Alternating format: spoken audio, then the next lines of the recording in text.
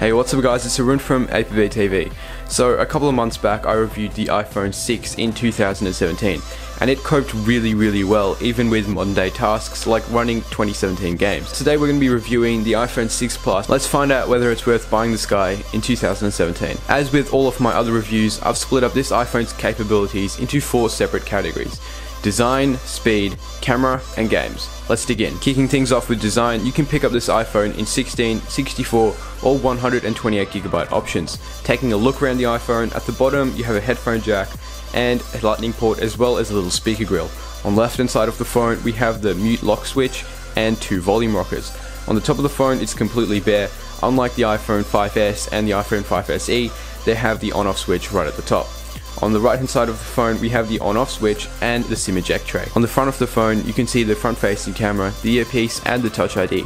Something to note about this Touch ID is it is Touch ID first generation, so it will take a little bit longer than something like an iPhone 6S or an iPhone 7. As far as dimensions go, this iPhone is 7.1mm thick. It's also 172 grams, which isn't too heavy. The screen on this phone isn't too bad either. It's the same screen that comes on the iPhone 6, but the pixel density is a little bit less, seeing as it's a slightly bigger phone. The screen is 1920 by 1080 with a pixel density of 401 pixels per inch. Moving on to speed, the iPhone 6 Plus is powered by an A8 processor.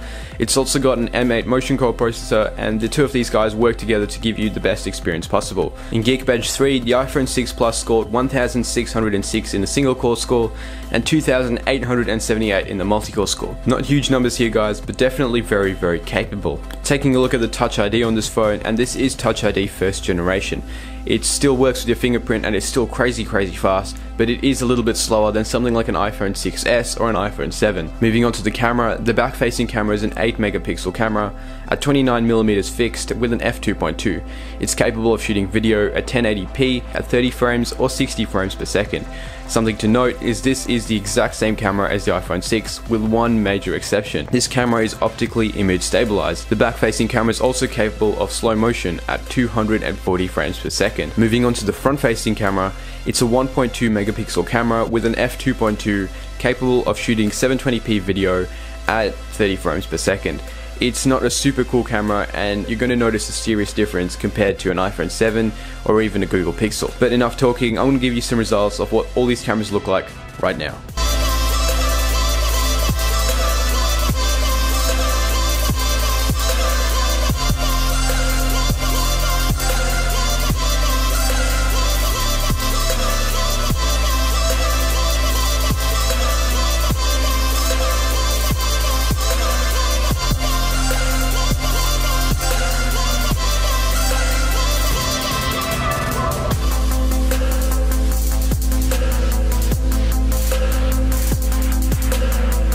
Moving finally onto games, I downloaded 3 games on this phone: Suicide Squad, Heroes and Castles 2, and Asphalt Extreme. Starting off with Suicide Squad, the gameplay was smooth and crisp and there was no lag whatsoever. This is a really underrated game guys, I really recommend it if you haven't played Suicide Squad yet. Moving on to Heroes and Castles 2, this is probably my favorite game on the iPhone and iPad, and the iPhone 6 Plus handles this game like a complete champ. All of the settings are turned up to their maximum and the gameplay is completely smooth. Moving finally onto Asphalt Extreme, the gameplay is perfectly playable. As you can see, the metal graphics have really enhanced the gameplay and you can see heaps of water reflections and so many effects going on the screen. So finally, should you buy this phone in 2017?